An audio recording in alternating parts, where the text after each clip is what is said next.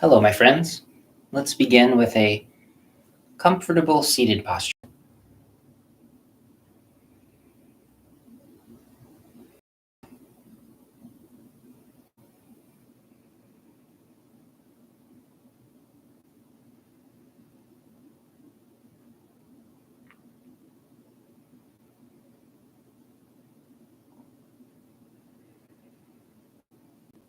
Softening and releasing through your body.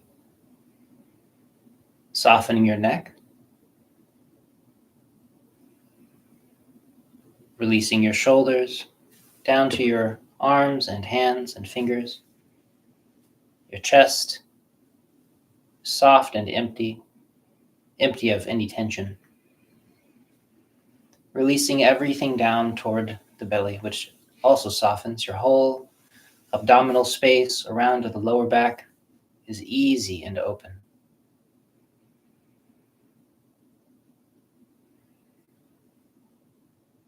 Your hips are soft, gently perched on whatever chair that you find yourself on. Releasing your lower legs, your ankles, your feet.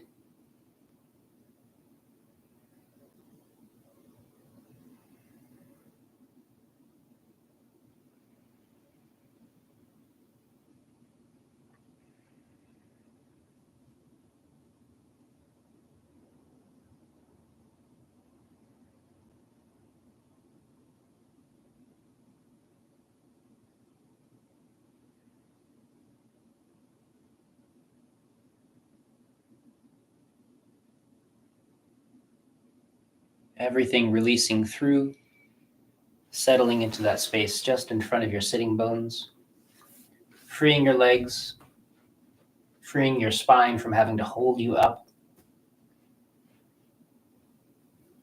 And very importantly for today, the crown of the head softening upward.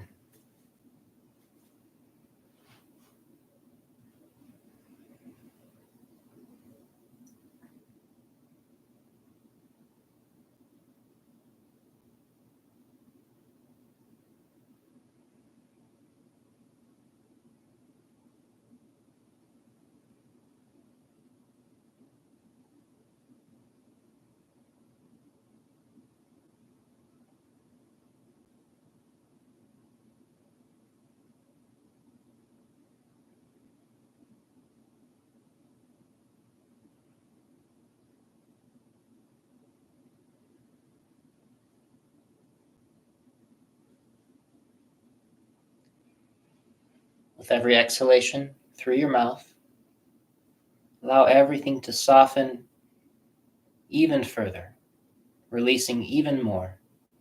Your mind becomes more softened, your emotions gently releasing further toward stillness, toward peace.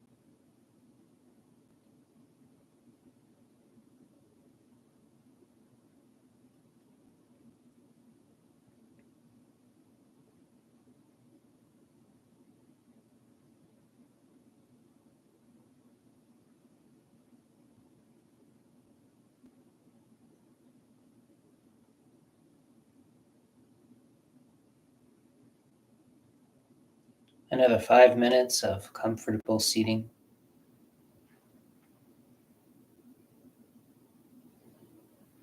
This balanced seated posture. Softening and releasing.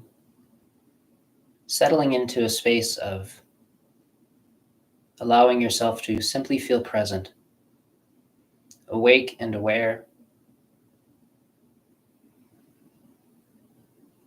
not trying to be any place or be anything, allowing yourself to simply be.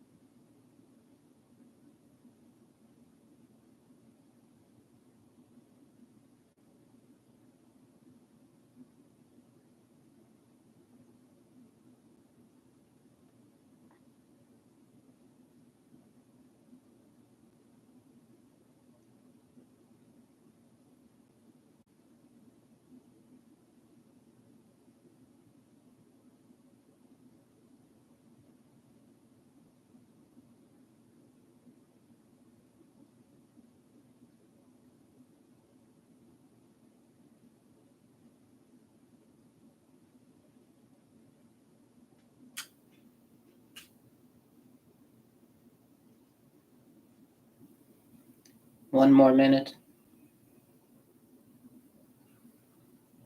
As peaceful and as soft as you've ever been.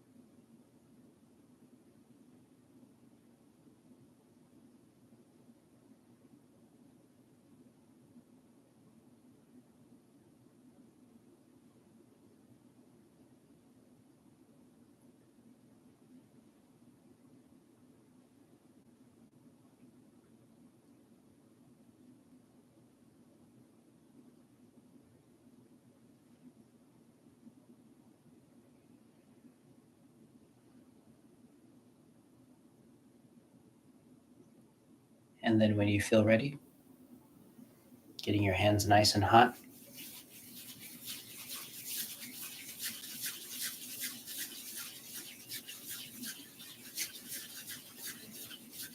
And then placing your warm hands over your eyes, allowing that warmth to sink in, to soften the space around the eyes, releasing behind the eyes.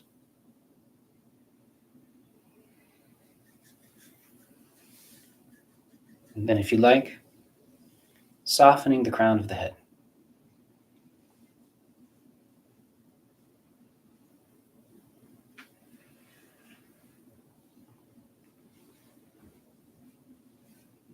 Remember that you're not pressing down on the top of your head. You're using just enough pressure to stimulate the point on the crown, by weight, and to allow warmth and liveliness to reach into that space between the skull and your skin, and in other places between the skin and the muscle. So just the weight of your hands.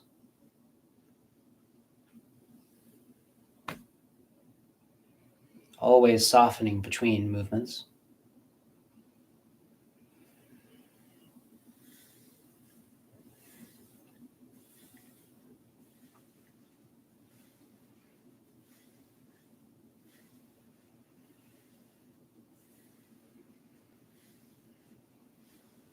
Again, allowing your awareness and your intention to reach into that space, that fascial layer.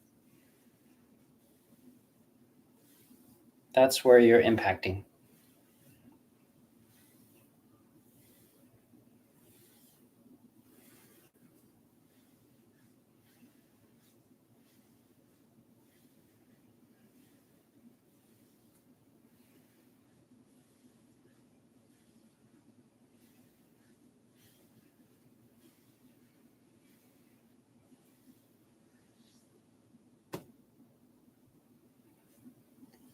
And then warming and releasing the fascial layer on the back of the head.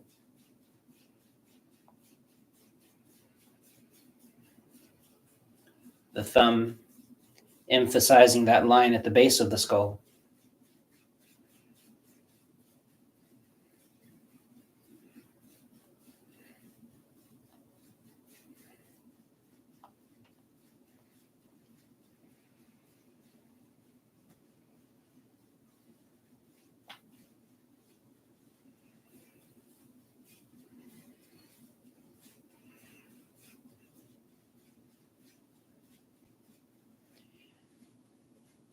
Remembering to maintain softness in the shoulder blade gently releasing down the back every time you lift your elbow. The neck is soft. If that's something that you still have difficulty with, we certainly have a number of Qigong videos that teach people how to release the shoulder with practice. And then sides of the neck, back of the neck, and especially emphasizing that point at the base of cervical vertebra 7 at the base of the neck. Da Chui, the great hammer point.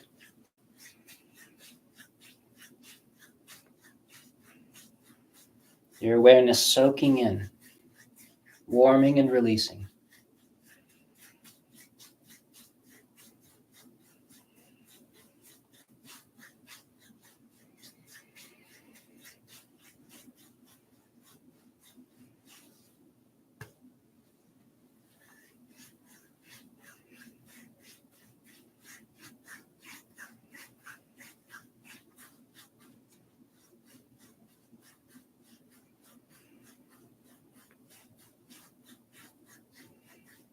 Don't push too hard. You're not trying to sink past the line of the fascia. Your awareness and your intent sink just below the skin, but also wrapping around the bone, sinking into points.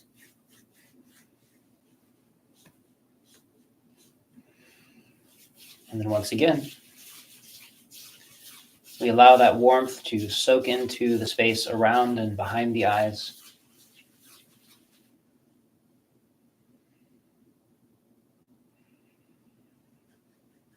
And then ironing off the sides. And as usual, I want to shout out to all of the people who might be new to this set, who are just joining us from across the world, and who aren't quite sure what's going on. Please check down below in the comment section. We have a link to a video that acts as an introduction to this particular set, to take away the confusion, to make it easy to join us in these live sessions, so you know what we're doing and why. It makes a big difference. This isn't the kind of thing you want to just improvise.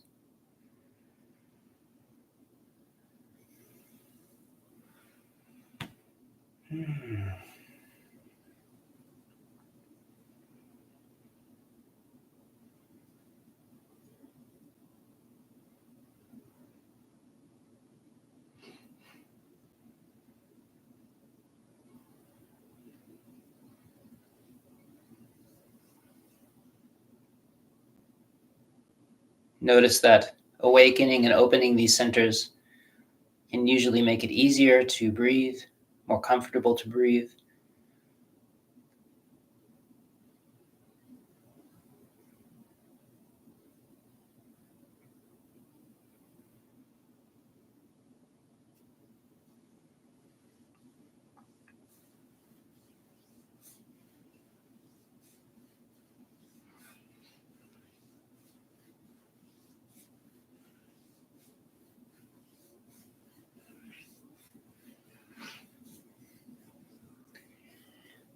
As we move up and down, emphasizing the parts of the line that spread open the face, away from the direction that is normally the clenching of the face toward the center when we're upset. Instead, we teach the system how to soften back open again.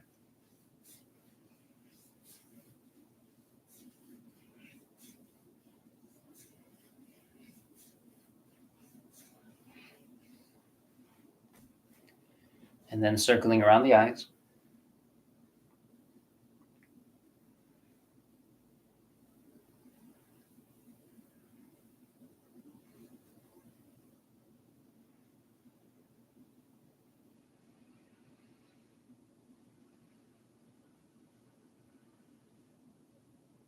Make sure that you don't press directly on the eyes or push too hard so that you're trapping the blood flow against the bone. Instead, we nourish and invigorate that very thin, delicate layer. Warming, nourishing. And again, emphasizing the part of the circle that spreads open these clenching areas so that the face can reopen and soften.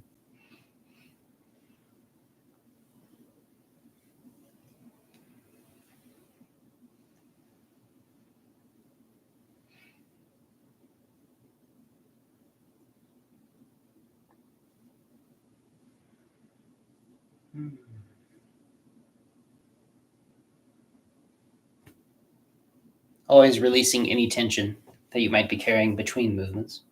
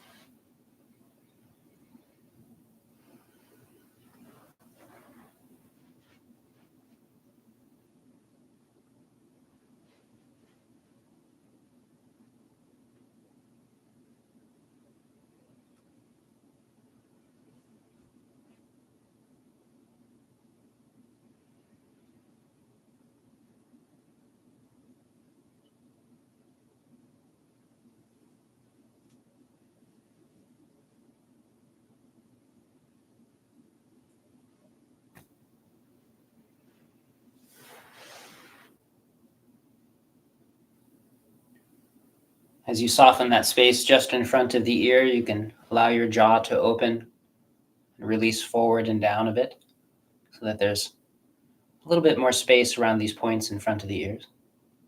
3 very useful points right here.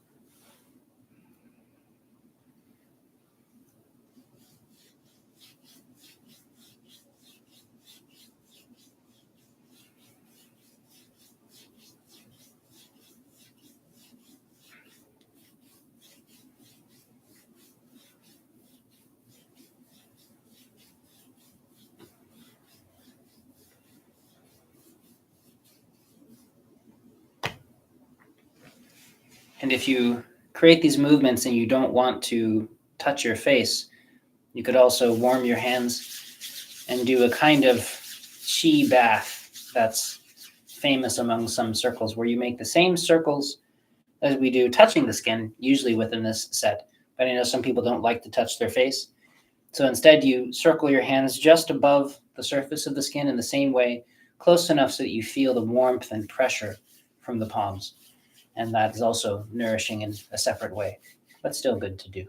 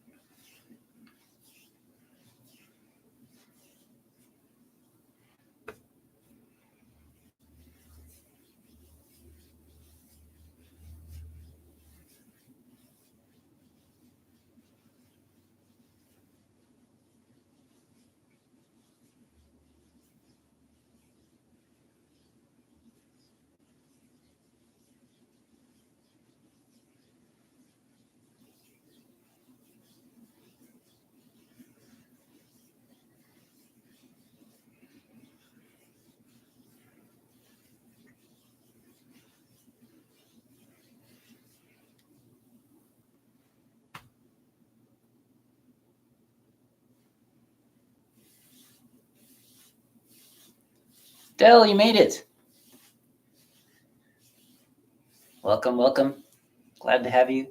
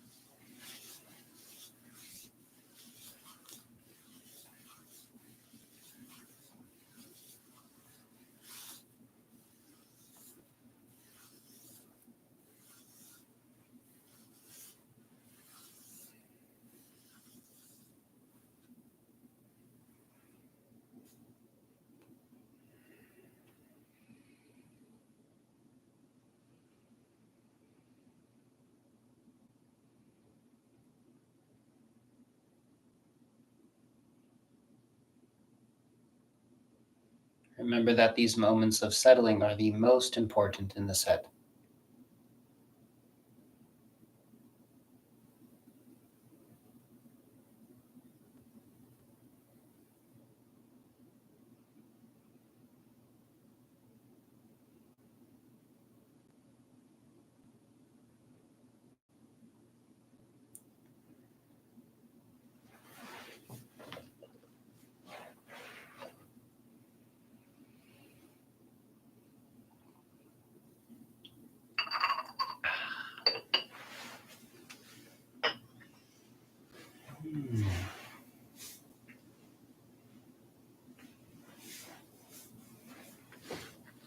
So today I thought that the focus could be on further channels, but this time we can cover some of the basic 8 extraordinary vessels. In the Chinese, that's sort of like their strange 8 vessels. And they're not really channels in the sense of flowing, active expressions of how we are from day to day, but they're deeper qualities that relate to how our body is and has been. And so the first one to emphasize is the very center, the central channel, that in acupuncture is often talked about running near the spine because that's where we can access it. But in Qigong practices, because it's not always exactly the same as traditional Chinese medicine, instead we work on a certain functional quality that it's more useful to imagine it running straight through the center of the body, from the crown of the head all the way to the perineum. And so if you sit and you're sitting in the appropriate position here, and you're able to line those two up, crown of the head and the perineum, and you release all of the tensions and the kinks that we create from poor posture and from holding. And then part of what happens is this ability to release down through the body. We let go of the shoulders, we let go of the neck, we let go of the chest, the upper back, the belly, the hips, the legs. Everything is as soft as it can be. And when you are able to release everything through and out of the body, there's this quality that happens of a kind of lifting. It's a sort of fullness. And that's the way that in this set we're going to interact with this central channel, which in Chinese is usually Mai. Chong in the old texts usually means to surge or to penetrate through something. Has a little water radical, so like water surging up through the middle of something. And so we usually will refer to it as the penetrating vessel, not really a channel, but more like a reservoir. And we interact with it here by settling. And as we settle, the more we settle, when we are able to line up the center of our body, center between left and right, but also center between the front and the back, the middle of the middle, that there's a kind of openness and lifting that happens, where you can sit or stand, and there's a feeling of being supported. And the more you let go, the more you relax and soften, the more you're supported. And this is one way that we can interact with this channel. There are meditative qualities and other practices as well. But for here, the best way that we can interact with it is this comfortable posture that lines up and is supportive through letting go. If you can find that, that's what we're looking for. And through the ability to settle our mind towards stillness. Deeper practices take a little bit more work and training to develop, but this is a wonderful way to recognize and to connect with this channel. So I'll constantly be calling back awareness toward this central line in the center of the body. And so you want to free it up wherever we are so that you're not kinking and obstructing it, not holding your breath. And so as we soften through the shoulders and the arms, keep in mind that central quality, always allowing it to be open. Not trying to push it with your mind, that's something that blocks it. The chongmai, this central penetrating vessel, is related to deep stillness, pure presence.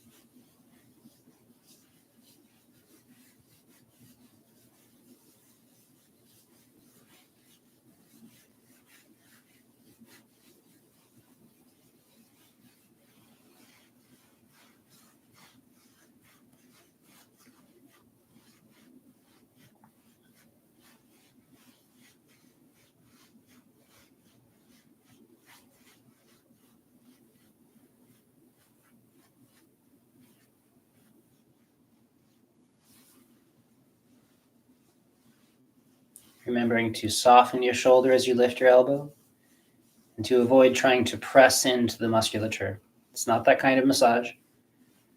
Continue to allow your technique and your awareness to emphasize that swolly layer, that spreading space between things. Let it open.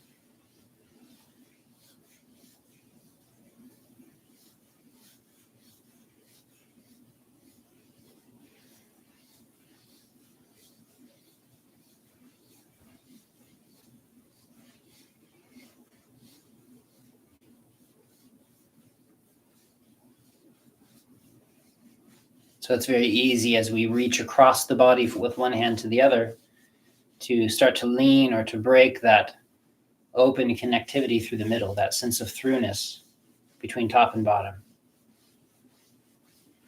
And remember that one mistake is that we try to lift the top of the head or try to push chi upward through the channel, and that is a very costly mistake that damages a lot of people. We never want to do that. We always settle. We always become clear and empty and free. Then the channel can open and be nourished. Everything else is draining or actively harmful.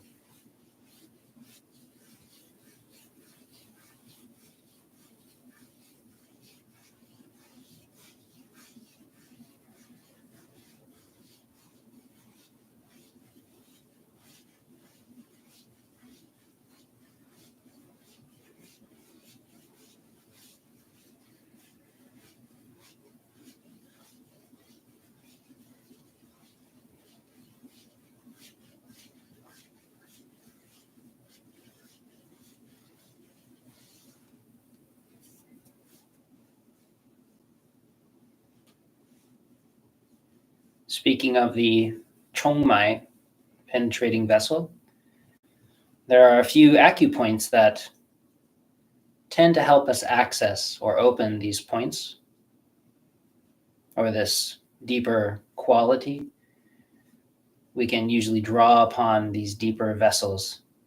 Again, they're like the deep reservoirs of water beneath the earth, not the flowing rivers.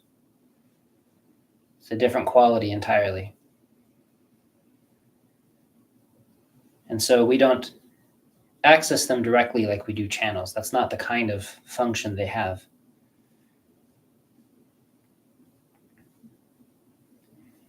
But one of the points that helps to access that is this inner gate point here along the wrist, pericardium 6.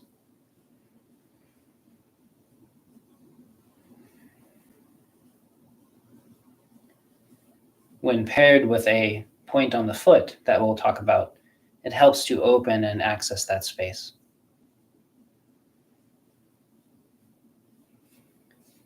But again, primarily we are not accessing it that way. We are engaging it through softening and opening and getting out of the way so that this deep reservoir can function appropriately. Don't try to do anything with these channels.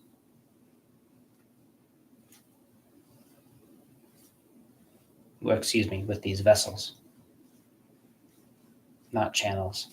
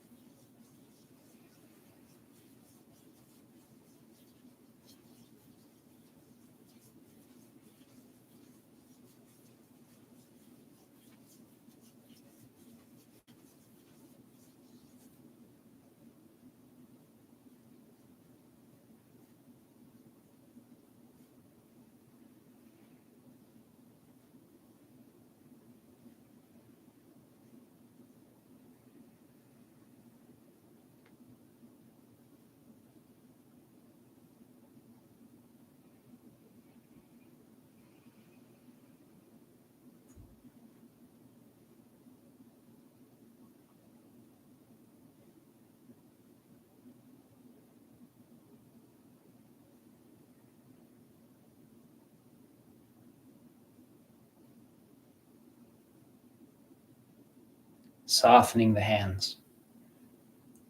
If you're noticing any tension accumulate, release them further. With every movement, our hands get a little bit softer through this set.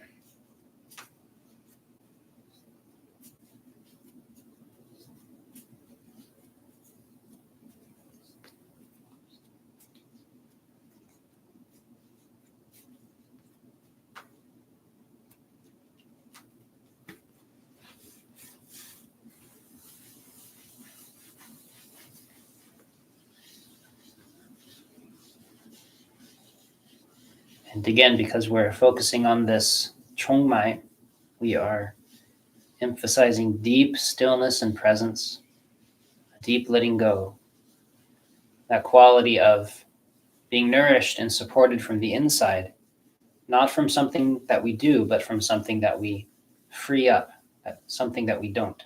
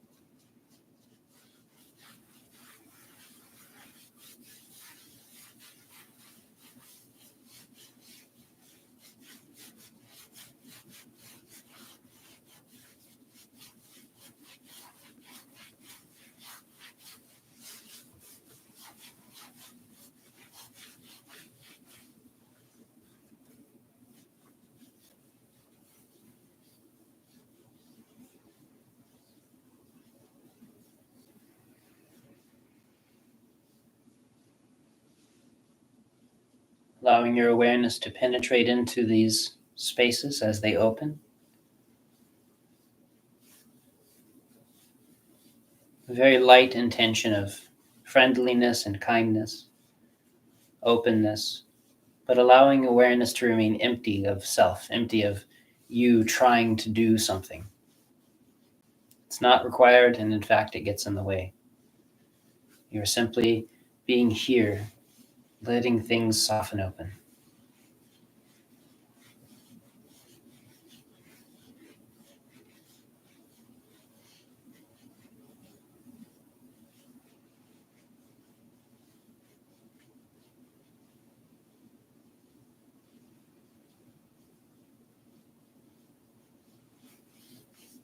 Remember to release the whole forearm, large intestine 11, but also 10 and 9 below. You can use your fingertips, your thumb, base of your thumb, the center of your palm, corner of the knuckle. To me, the base of the thumb for some reason today feels the best. But please do listen, try different things. If you're still in the place where you're not sure if something is helping you soften, then please pay that much more attention to learn how softness feels, warmth, nourishment feels, especially at that layer.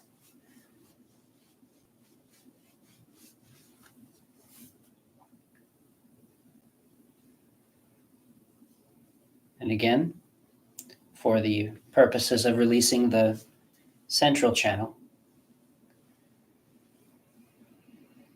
not releasing. We sit correctly to release it, to tap into it a bit, to activate and open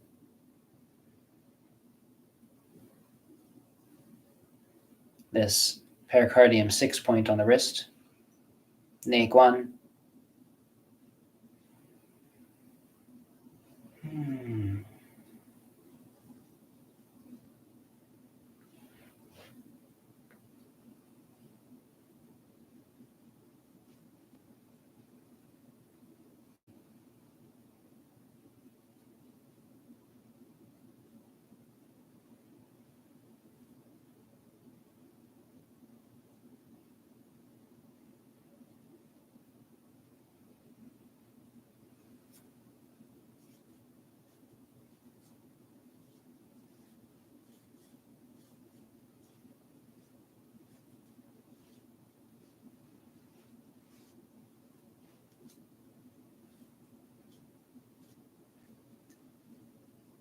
Notice whether or not you are restricting or holding your breath, letting that be free.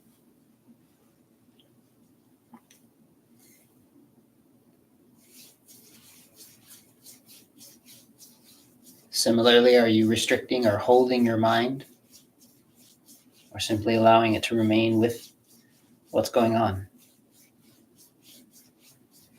Allow your mind to settle into the present moment. Don't force it.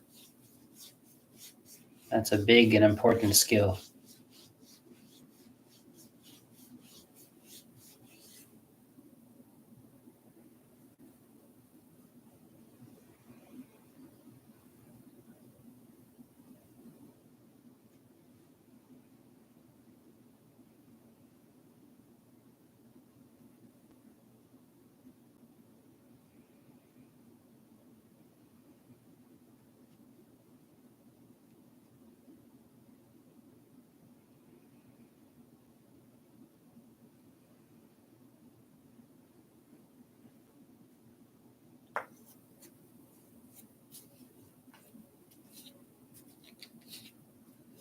Supporting and nourishing the tissues.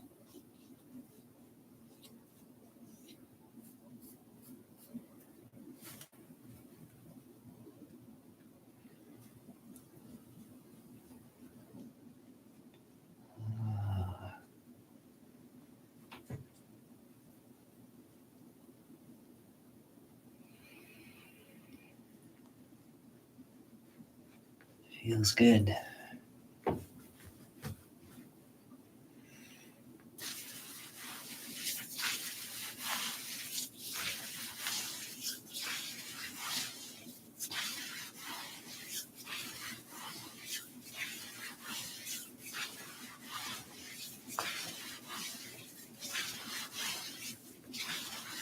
keeping your shoulders released. Allow your hands to be wonderfully warm and soft. A friendly touch, nourishing that space beneath the skin.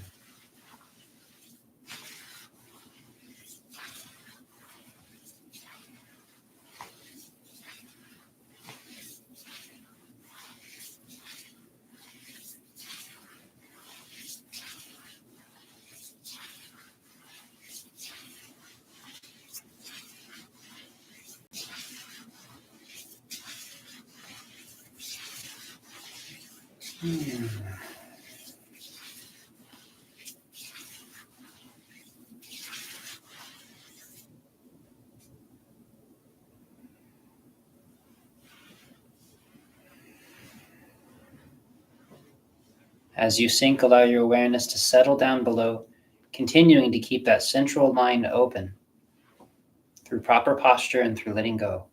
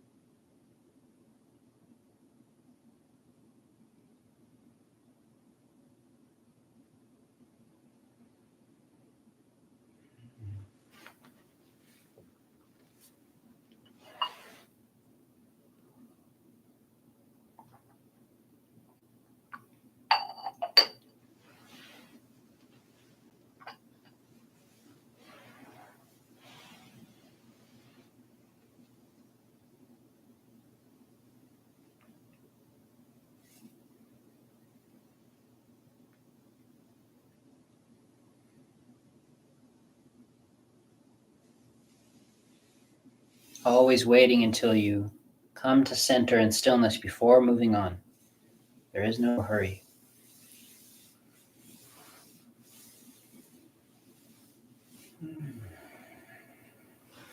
Pretty nice. Let's see.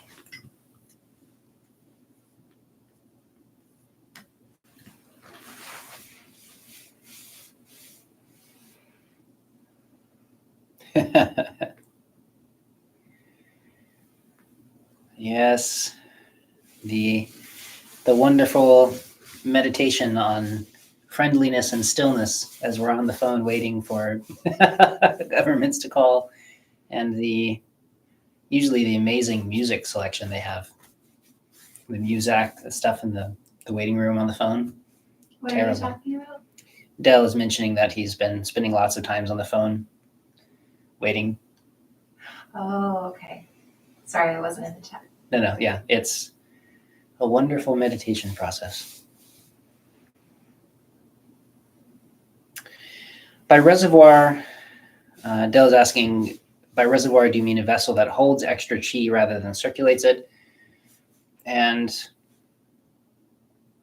by reservoir, I mean, these are our deeper foundations of essence. And it doesn't function on the same, like when we say chi, remember everything is chi. And so we have to be more specific.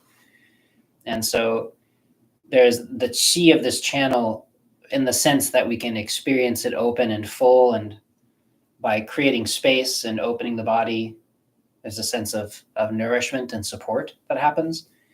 And that's a way that we experience the chi of it. But it's not chi in the sense of like nutritive chi that flows through the blood vessels or through the channels, or even that we're usually working with as we open the fascial layer. And so that's a difficulty when we talk about chi, because it doesn't always, it never means the same thing. So by reservoir, in this case, it's referring to more like these spaces where the deeper qualities of our nature rest, whether they're mental, emotional, physical. Usually we're talking about the physical, especially in Chinese medicine. But when somebody becomes tapped out in essence, for instance, remember, essence isn't just like it's often mistranslated as like sexual fluid or something like that. Essence is like everything. Essence is our bones. Essence is our brain matter. Essence is our physicalness. When we run out of essence, we die. And so essence isn't just some little side thing. It's the fundamental basis that comes from our parents and is passed down. And so part of the quality of these 8 extraordinary vessels is that it's built around the pattern of that deeper essence. And through them, like, we get the nourishment and the opening, the movement of the channels. And so a lot of the way you can think about it is, we first have the egg that becomes fertilized and turns into us. And the first thing it does, it goes boop, and then it goes boop, and it splits and divides. And each one of these divisions in one way is a way of thinking about how these 8 extraordinary vessels are shaped. So that's how ancient they are in our system. It's the fundamental nature of our system, but not the doing part, more like something deeper than that. And that's one of the reasons that there's a lot of confusion about trying to circulate through these things or to gather from them, like you're trying to steal from them. And that's like trying to steal from your bone marrow. It's not a great idea. And so it's a different process, and you can experience the chi of them as they become full and open, the chi in the sense of the function, but not the chi in the sense of like life flowing through the body the way blood does or breath does. And so it's a little different. So it's a really good question, and it's one of those things that's really difficult to answer, but they're experiential. I have a question related to what you said earlier about finding the middle of the middle. So if like the y-axis is the length of our body and the x-axis is the width here, this way, I'm not sure if that would be Z or X. Depends which way you're facing. But the middle of the middle. Uh-huh. So there's the dantian, and then there's the front of my body, the skin below my navel, and then there's the back of my body, the skin on my back, and then there's that space between those 2 points. That's right. Is it common to experience sensation in the front more than the back? And is that reflective of the tension that many of us experience in the back? I'm just noticing that the middle of the middle is a little more difficult to find than the front, if that makes sense. Hopefully that wasn't confusing. It's such a great question. Yeah. And people usually relate only to the front, usually the front and top of their body. And so, because again, the nature of how our mind and our body are one process, I've had martial arts masters come by and they just walk behind me. Chin Sha Wang, one of the great Chen masters, he would walk behind me, and I won't do it here, but he'll clap his hands really loud behind you to draw your awareness behind. And it's a way of reshaping your body, because when you think of yourself not just as this, my face, maybe my chest, maybe my hands, and usually this place here in front of me, but people tend to not relate to the space behind them. But when people start to relate to their whole body and the space behind them, then it really changes how they move in the world and how they hold themselves physically. And so it's actually one of the cures for these weird imbalances that we have, is to start relating to our whole body. It's one of the things I hope that this set does. And similarly, once we start, people relate to the outside of their body, but not the inside. And so once you start to relate to the inside of your body, again, it changes everything about how you hold and move and that kind of stuff. And it's one of the reasons we're trying to get the awareness to soak into the body. And so that quality of letting our mind settle into the center of the center, there's part of the difficulty with the Dancian is that there really isn't anything there. It's an empty space. That's why it's so perfect for cultivation. It's a field. And so you can feel maybe the spine. And people usually start to feel the Mingmen and the strength of the Mingmen, this warm feeling quality. And the navel. And then you kind of run between the navel and the spine with your awareness, and there's this weird blank space for most people. And then so your mind just skips it. And so the most difficult thing to do is to start trying to notice the space that's not there, notice the space that you're skipping past, and then just slowly thread your awareness back and forth or up and down until it starts to find its way in there. And then when your Dancian starts to get active, it gets really warm and it feels really good, and these kinds of qualities. And so it becomes really easy to feel. But that's always the hardest part for people. So usually the front first, then the back, and then somewhere between the back and the front, people start to find their Dancian. But you eventually can feel through your whole body. And that's a really useful thing. So applied to these channels and the expansion of breath and space in the abdomen, is it natural, I guess, during this process to experience like an inhalation, for example, in the front of our body, but less so in the back? Like that space just hasn't opened up. And so as it starts to, I'm noticing a lot of kind of gasping of breath and like skipping of breath. It's hard to talk about. When you say skipping, you mean skipping in location, or like you're holding your breath?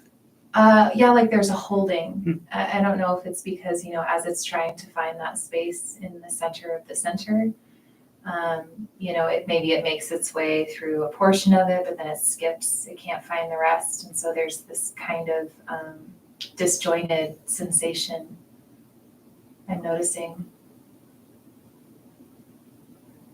I think that noticing the disjointed sensation is probably the way through, because you start to notice this is not right, this is weird, and your brain starts to figure out why, like which space is being skipped, which place is not being noticed.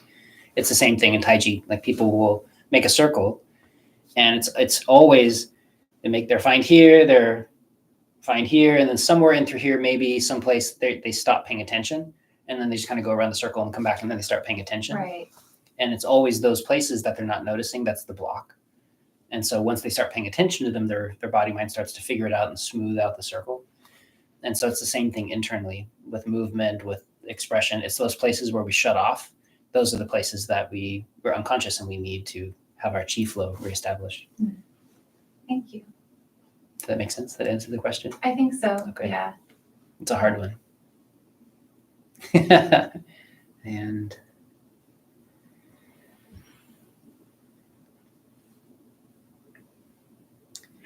essence, the quintessential aspect of our physical stuff. Yeah, I'd say that's about right. Wouldn't that be our semen and the subtle primordial energy that gives way to the semen? The subtle primordial energy that gives way to everything. People kind of mix words. I think there's even weird translation issues and things, because people will mix words like jing of semen and jing of essence and jing of vessels, and like because it's the same Chinese word, but again, this is the complaint I'm always having, is that people translate things really badly, and then we get copies and weird translations of bad translations, and it becomes a mess when the Chinese character is often very clear. And so the humans, people who produce semen and then release that semen all the time, their essence goes down. Their bodies tend to get weaker, and so that's one quality. But semen is not essence any more than my hand is essence. I can cut off my hand, and that also makes me lose essence. If I bleed, I lose essence. So people who menstruate, they bleed and they lose essence.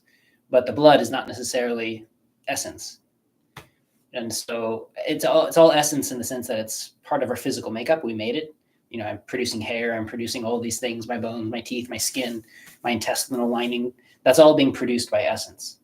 And when our essence grows weak, our ability to produce our bodiness goes away.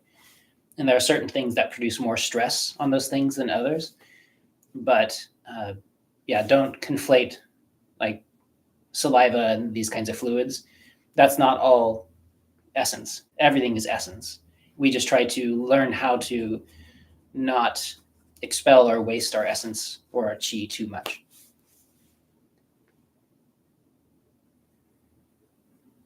Saliva and blood, main three parts of Jing. No, I think that's a weird translation thing. Okay, let's keep going.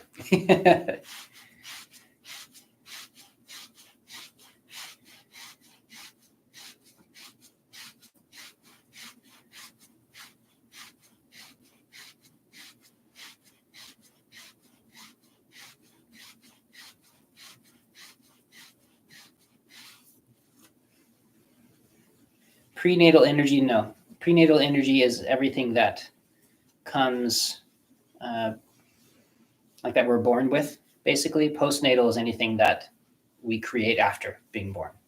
That's the basic idea. And the things get kind of conflated and mixed a lot. Pre-heaven is a better translation, but it's this idea of like I was born with a lot of illness. I was very crooked. I was very sick. I had congenital issues with my organs and these things.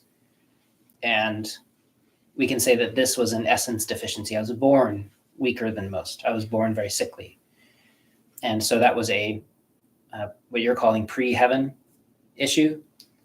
Or, you're using the word prenatal. And then I spent a lot of my life healing those issues as best I can, healing prenatal problems using postnatal methods. And so that's the idea. Within meditation circles, we use different terminology. They'll use these terms like pre-heaven or prenatal, as you're saying, to describe entering into meditation states that are, we can say certain qualities of our consciousness that existed before us, that kind of thing. And so there are those qualities. Or when we're dealing with aspects of our nature that came straight from the parents, for instance, we're saying that we're dealing with the pre-heaven issues, but we're always dealing with them in a post-heaven way because here we are. And so you can use pre-heaven resources to create post-heaven effects. You can use post-heaven resources like a good night's sleep to generate and heal pre-heaven issues, the way I did with my bones, for instance. And so all of these qualities they get confusing and mixed together. But it's not like one's a subtle magical thing and one's not. It's all subtle and magical.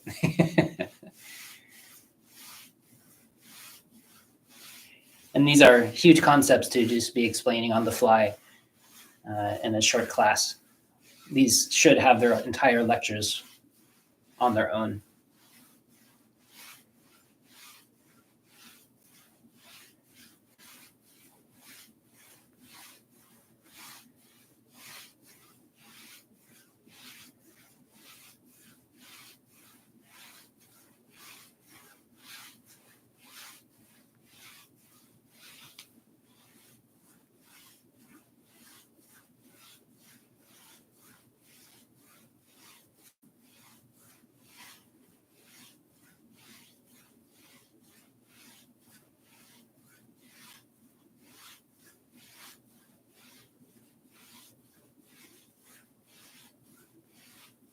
Softening and easing things open.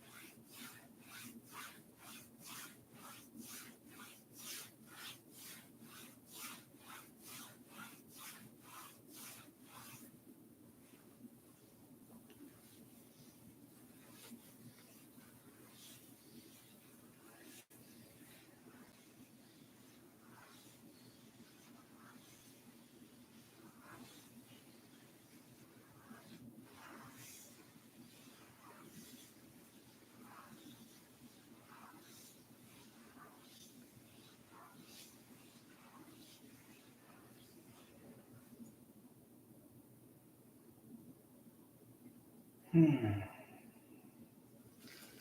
then softening open. This point here, stomach 30, this soft spot in here, easing that open, emphasizing movement down towards the legs, but in relationship with this chongmai that we've been talking about, this penetrating vessel. This is one of the spaces that opens directly for that qi. And so we want to allow the space to remain open as we sit as well.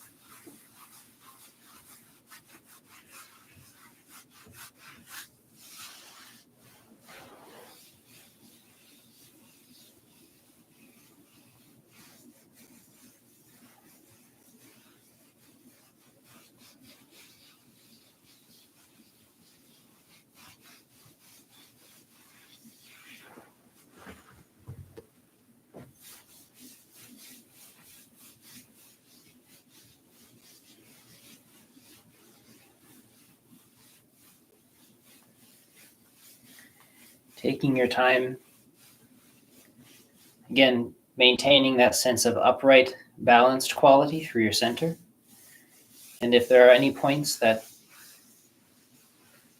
are over spaces that need extra attention, of course, take your time and nourish those areas.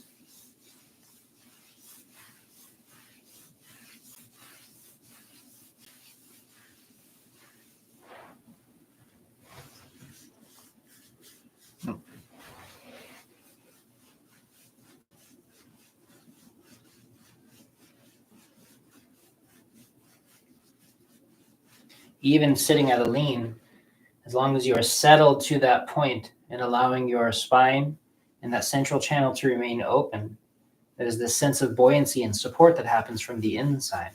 So it takes the pressure out of your back. But we have to let go to let that happen.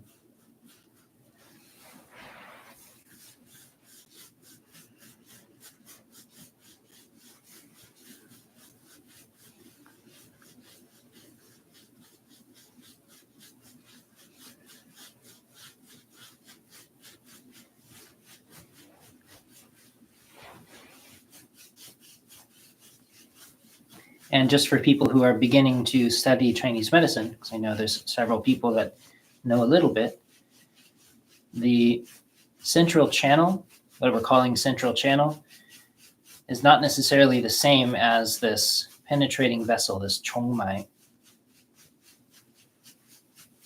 The central channel often has more to do with digestion and breath and qi moving up and down comfortably. It's a way of talking about the movement through the center of the body.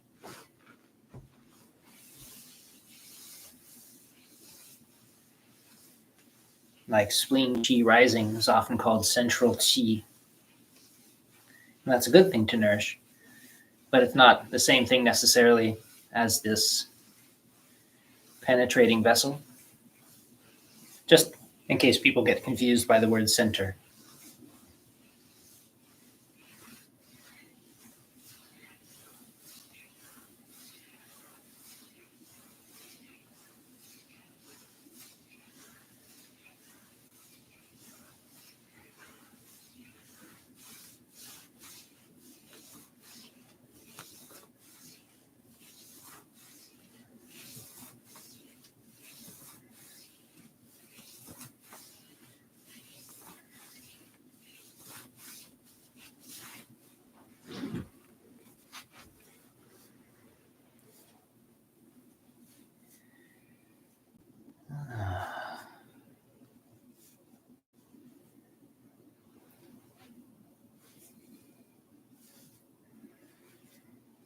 Allowing the weight to still settle through the center line so that the neck is released long. You're free through this center of the body.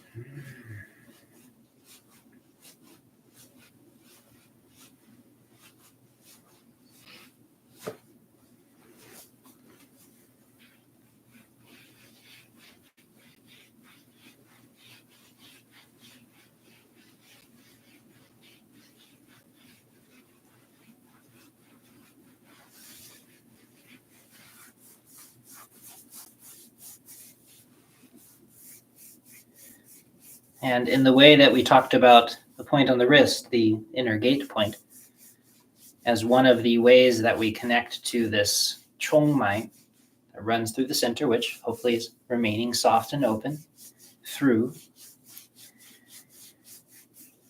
There's another point that's even more central to it. Just took us a little while to get here. And it's the spleen 4 point. If you were to run your finger up till the base of this bone here, it's called the navicular bone, this little bone in the foot, in the center of the top line of the foot. That's spleen 4. So you can spend a moment warming and opening that. That's one of the ways that we engage with these deeper channels, is through points which harmonize, resonate, and reach through these areas.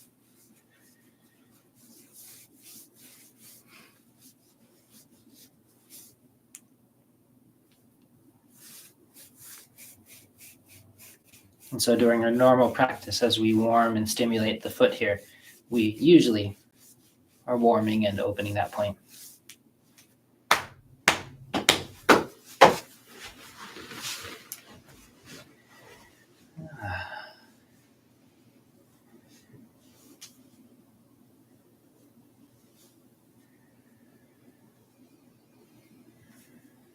Softer and softer. Keep your hands released. Keep your neck released. Your breath is open.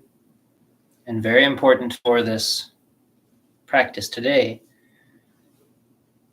it's this quality of deep stillness.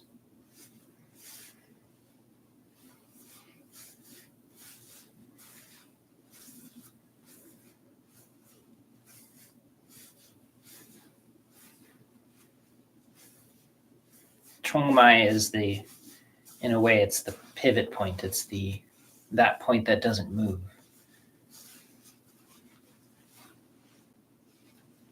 So that part of our awareness that is deep and unmoving.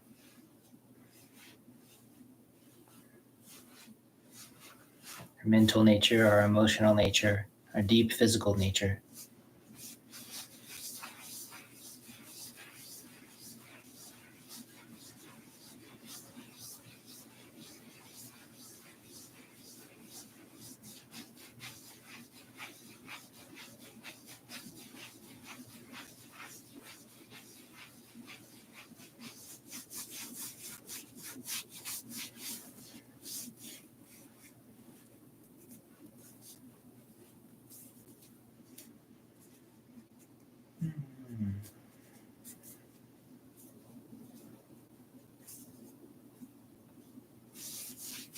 You can take extra time to warm and nourish this spleen 4 point up here.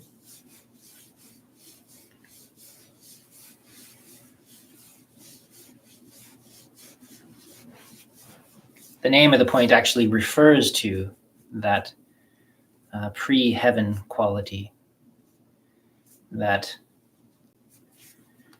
the quality of our ancestral qi is one way of talking about it.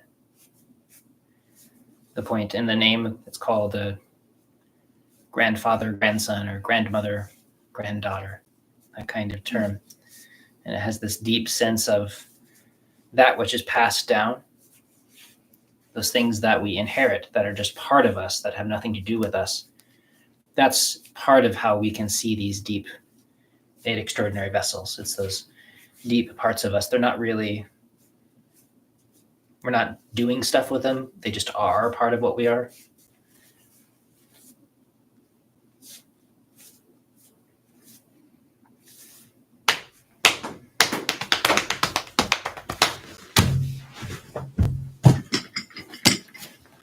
Super chair goes over here.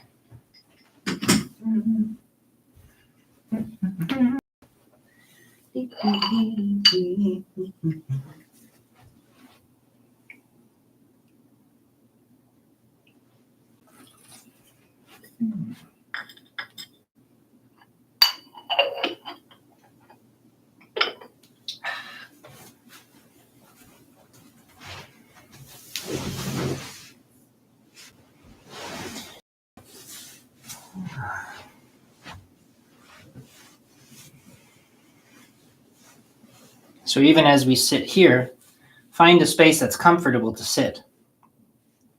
And the weight should rest in front of the sitting bones. Softening the shoulders, releasing the crown of the head, so there's this sense of lengthening. So find a way to sit in which that's still free. And then we are going to maintain that opening length upward as we soften forward through the hips. If you find yourself compressing that, pulling down, shortening yourself, pulling your legs into the middle, instead of softening your legs forward, and you begin to find the mistakes you might be making in Qigong practice.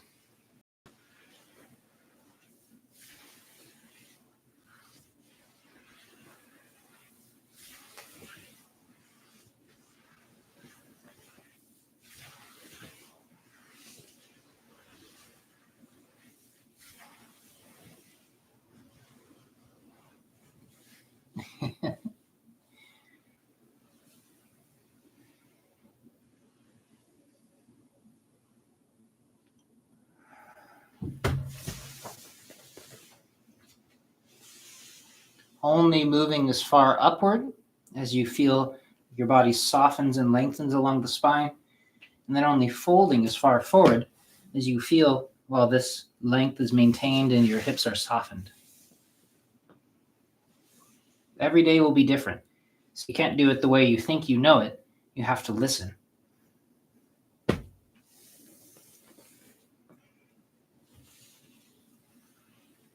It's that listening that's always the hardest part for people, but the most valuable part.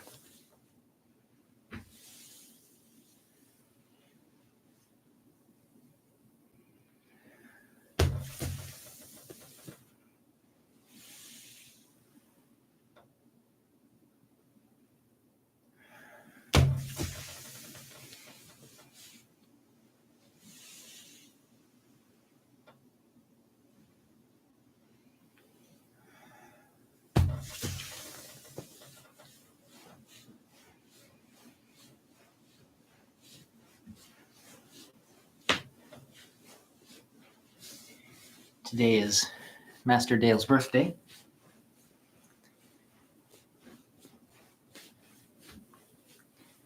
I had the chance to spend several years as an apprentice to a master of traditional Japanese woodwork, carpentry.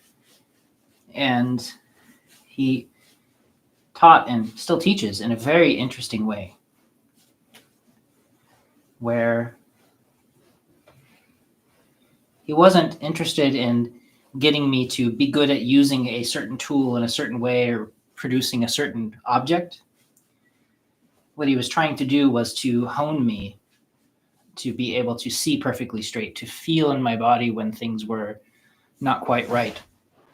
He said that he didn't want to teach me to make things. He wanted to make me into a carpenter, which to him had a whole series of meanings. And that's what we're trying to do with Qigong. I don't want to just teach you techniques and then you do it the way I told you to do it. I want you to feel inside clearly what you're doing so you can modify them and make them appropriate for you in every circumstance, because we're always changing.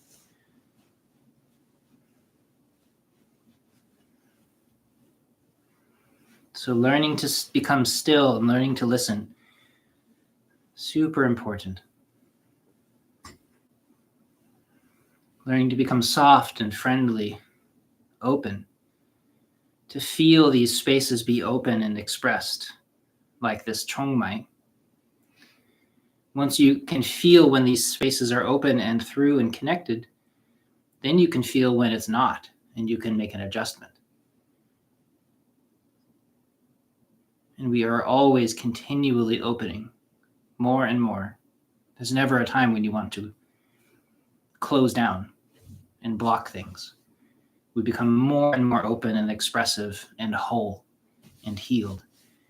And that continues forever. And so if you find yourself doing something in the opposite direction, find something better to do with your time. You could easily do this practice in a way that's harmful, in a way that makes you more and more tight, more and more unhappy. And there's no way I could stop anybody from doing it. But one of the reasons I like this set is it's very safe, but it's an easy place to practice being soft and kind, present, open, and whole. And then you take those skills into the other practices. And you don't do the other practices until you have those abilities, because the other practices just get more and more dangerous, and they require this deep, settled stillness and the ability to be open. Otherwise, they just drain you, or they build in bad habits or bad characteristics that you will often see in these masters of systems that spent their lives developing bad habits. So please be gentle, and please listen, not to me, but to yourself.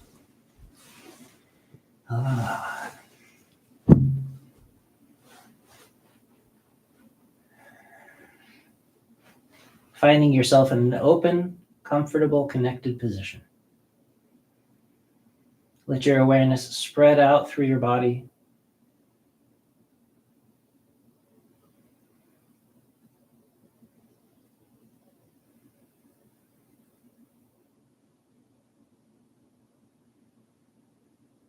Maybe 3 or 4 minutes of this deep releasing. If you're lying down, allow the weight to release to the floor.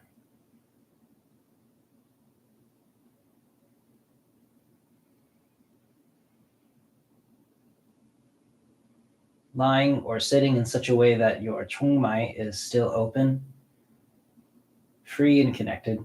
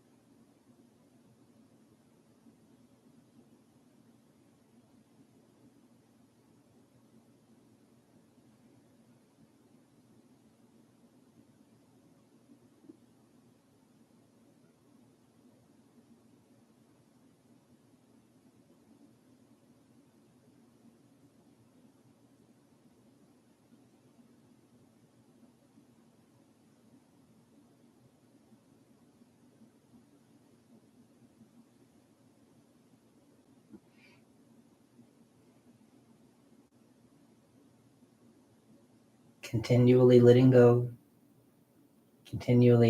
of the mind so that it can return to the present moment. Continually letting go of the breath so that it can flow and be free.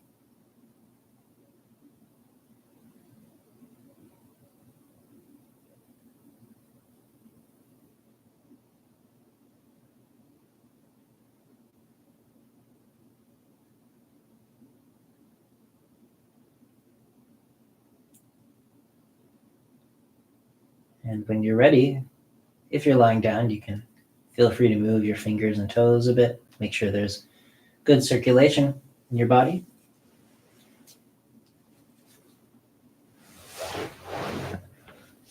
And then you want to sit up in a way that's safe. That's why I always demonstrate lying on my side and then using my arms to lever myself up if I need to take the pressure out of my spine. But if your body's safe, you can just sit up in any way that you like.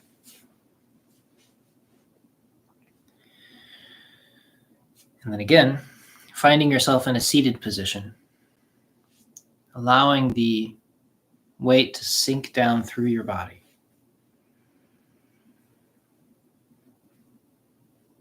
Place awareness in that space, if you can, between your navel and your spine. And if, like Mel was suggesting, it can be difficult to feel that space, perhaps you just feel a little bit deep to the navel. Or perhaps you can feel the Mingmen, the point opposite the navel on the spine. You can allow your awareness to soak forward from that point toward the center. Eventually, it will be easy to find your way toward the middle of the body. But don't push your awareness. Don't grip your mind. You're allowing your mind to settle. I'll keep saying it because it's such an important piece of practice, this relaxation of the mind. We let go of that part of our nature that demands things of us. That's always the thing that causes problems, if you haven't noticed.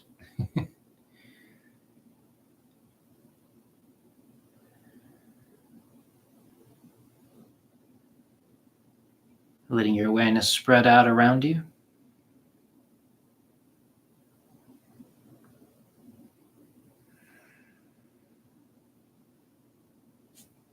Thank you very much. Thank you. Mm-hmm. Any more questions? I see that there's a bunch of people quiet in the background, which is okay. And if you have any questions or you just like to let us know that you were here, we can't see you unless you post something in the chat. And if you or if Del have any more questions, I have time to answer a few.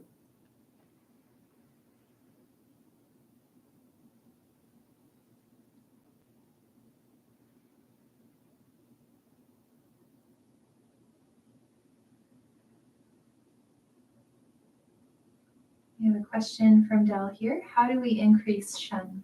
Mm-hmm. So again, terms can get mixed together.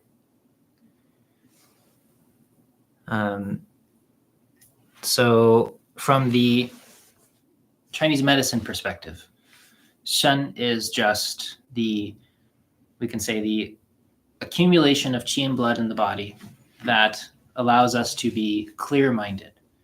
So for instance, if you were to imagine that you got to spend a year on retreat, the way that people did with me in Costa Rica, or that some people will do at the monastery here, or at monasteries all over the world, where all you do is you eat simple, healthy foods, just enough. You sleep deeply every night and take a couple naps during the day. You spend your time doing light Qigong practice, walking around the land, hanging out by the ponds or the rivers, listening to the birds, doing nothing else, being very quiet. Your phone is in a vault sealed away someplace. We rolled over it with a truck, which I've seen somebody do. And all of this year-long practice, you just, from the winter all the way through, you've rested, you become very quiet. And then the next spring comes and you find yourself just sitting quietly by the pond or the river. You're deeply rested. You're well fed. Everything feels relaxed and soft. You hear the bird comes by and your mind is just present, clear, open. You see colors are super vibrant.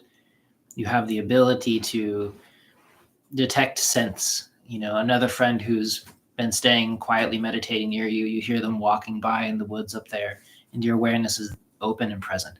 That quality of deep clarity, that is what we talk about in Chinese medicine as the Shen. So people become Shen disturbed and they become delusional. They're not quite there. They are foggy and inconsistent. You know, again, the exact opposite of that. Somebody spends a year, they go to graduate school or something. They're out partying, doing the sex, drugs, and rock and roll lifestyle. We've all known those people, even young people. But let's say we meet that person and they're 60 now and they've been doing this their whole lives and they're just hanging on. And they're just like, they're barely there with you. They talk about strange things that are not quite coherent. You ask them a question, they sort of look at you and they answer a completely different question. They're just not well. There's all kinds of shin disturbance from that perspective. How people, like I was talking a little bit about in yesterday's class, that when people don't sleep well, their yang spirit and their yin spirit is a way to talk about it. The one that's supposed to be bright and awake at night, or excuse me, during the day, and then that quality of you that is supposed to be present and open and intuitive at night. You don't want them to mix. You want to be like here during the day. And at night, you want that to be completely relaxed. That's why in Taoism, we don't recommend usually lucid dreaming, because that's trying to mix the yang spirit in with what can be the clear, open yin spirit. But you see people who don't sleep well, those things start to blend. They start to hallucinate. They're kind of dreaming while they're awake. And at night, they don't sleep well. And so their consciousness is mixed in with when they're supposed to be unconscious. And so that kind of quality, that's a kind of a shin disturbance. And so we talk about the shin very often from that perspective. And there can be confusion also with the heart-mind quality, again, because of terrible translations. And I cannot overstate how often I come across just really bad translations, because the heart-mind, the word for that is xin, which to the Western ear often sounds like shen, and it's not the same word. But that can be confusing, because the xin, the heart-mind, is that open, still quality, not the mind, not the thinking mind, but the quiet quality that's behind that part of the mind. That is often also referred to as shen, and we can often cultivate that quality of our mind through meditation. And now it gets more and more tricky, because often in Taoist practice, shen is not something you increase. Shen is that quality of that which we release to. Shen is that quality that is always clear and open and ever present. And what we end up doing is increasing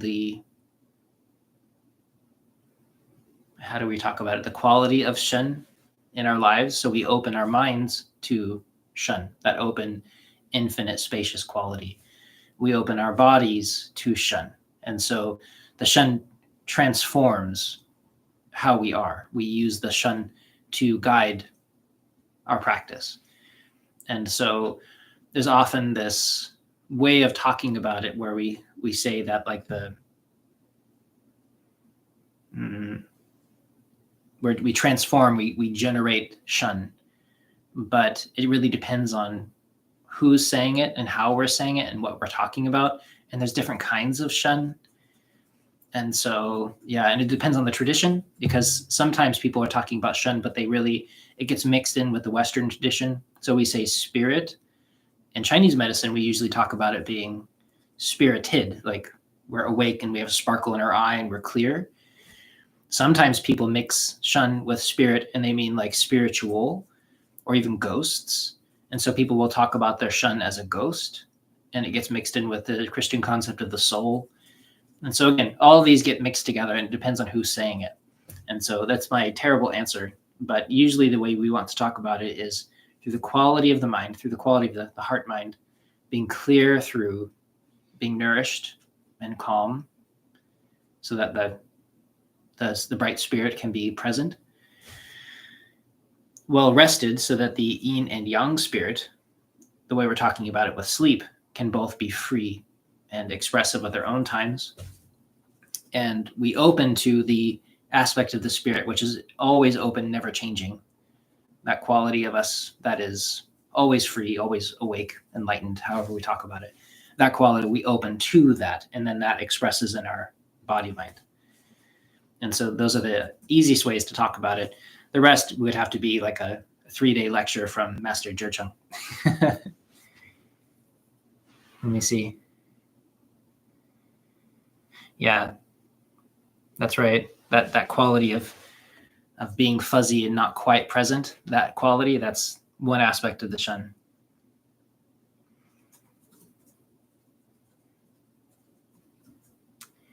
I know him. I know some of his work. I have mostly worked with people that followed his methods. One guy in particular that was clearly not well. And I don't know if that was a reflection of his work, because I didn't read his books. I know he has his steps and his methods, and he focuses on brain waves and things like that. And so I'm not sure if I can speak to his stuff. At some point, I'll take the time to read his books. But my one example of him wasn't a very healthy person. He was teaching these methods, but he was clearly, unwell. This was in Costa Rica, and he ended up, I think he stayed at our farm for a little while because he became homeless because he had a giant emotional experience and stuff. And so that's my only impression of his work. And so at some point I will develop an actual opinion, but I don't have one yet. So maybe the best answer for that is, I don't have enough of an opinion. Just that one weird taste left in my mouth from one of his teachers. And so, sure. And so, let me know if you think of any of it's interesting. And Del, if you ever get my email or anything, you want to write back and ask questions that way, that might be easier. Because I did respond to your question. I don't know if you've ever got it.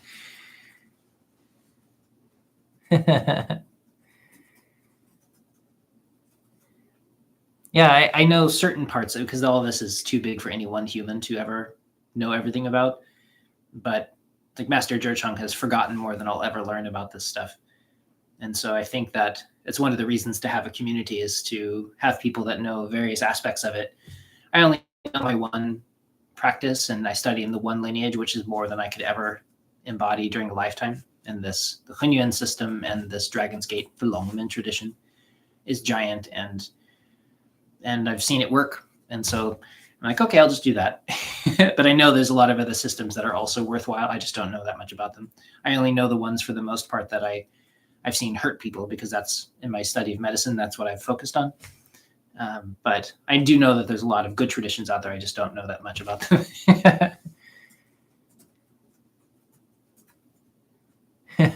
My next retreat, I'm not sure. It's when Shifu will run it. So you'd have to check on the Daoist Studies Institute.org website, and he's got lots of them planned, and they're worth coming to. They're really fun, and I'll probably be doing some of the cooking, so I'll make you tasty food. Okay. Thanks, everybody. Happy New Year. I hope you have a wonderful evening.